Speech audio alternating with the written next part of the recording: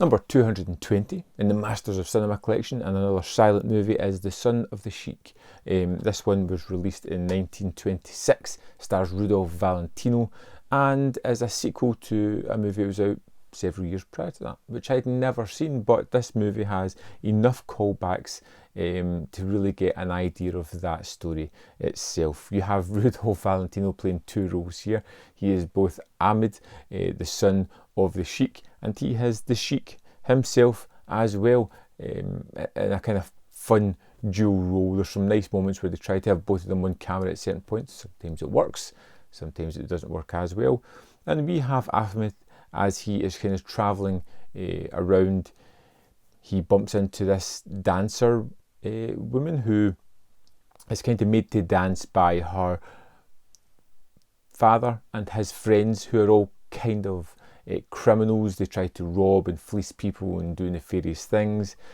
And Ahmed, takes a kind of shine to this dancer, Yasmin, and they kind of form a bond, and there's an instant attraction, as there are in most of these movies. We just jump straight from just meeting someone to instant love of my life, as kind of happens in these earlier movies. There's no pretense to it, it's just 100%, from 0 to 100% instantaneously, and they kind of create a bond. They decide to meet at night, walk through the ruins, have a moonlight romance, whatever, and when they meet up, Ahmed tells his bodyguards to stay behind. Yasmin sneaks out of her tents and goes over to the ruins, but unfortunately her father and the cronies have followed her, and they kidnap Ahmed, assaulting him, torturing him.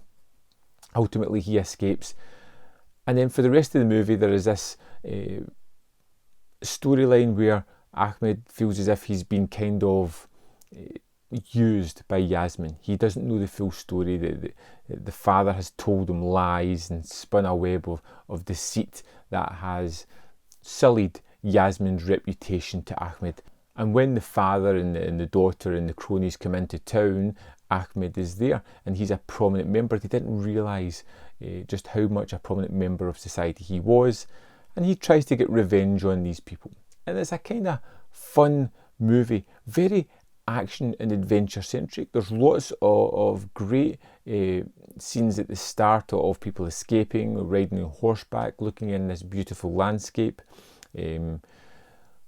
It still has the romantic elements of that, but it has that kind of adventure spin to it that really felt a little bit different and very interesting to watch. Like I said, it was visually very stylish. The storyline was interesting enough to keep me on my toes. I kind of knew where it was going to go. It's something that's very simple in the plot of it, but it's comforting in that way. You know roughly where the story is going to go, and you just want to see the beats of it getting there.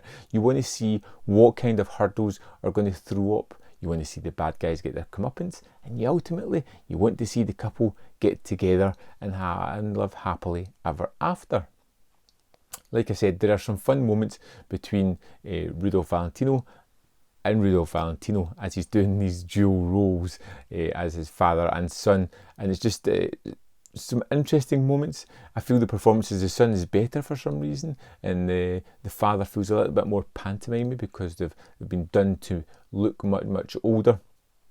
But for me, the key interest and the fascinating part of this was all the action set pieces, was all the windstorms, was all the riding on horses and fighting and doing stunts. It was all interesting and very different to the kind of things I'd seen before. And The Son of the Sheik, for a 70-minute movie, was really captivating. Had a wonderful score on this one that really keeps that action adventure sensibility going. Even during some of the down sequences, you feel as if it's building up to something. The relationship between Ahmed and Yasmin was one that I was quite interested in, even though you know where it's going to go, but it has its ups and downs, and you're wondering, is someone going to go too far?